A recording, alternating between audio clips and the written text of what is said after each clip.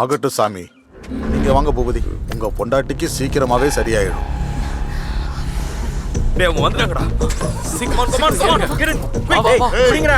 சீக்கிரம் வாங்க. எங்கடா போறாங்க? புடிங்கடா. போலாம்.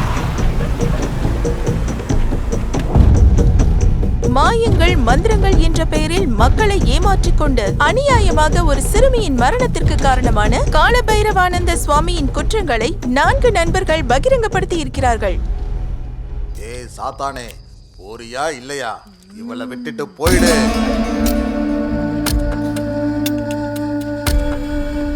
ஓ ஓ, இங்க இருந்து போயிடு. இவளை விட்டு போயிடு. ஒழுங்கா இங்க இருந்து போயிடு. போயிடுங்கிறல்ல.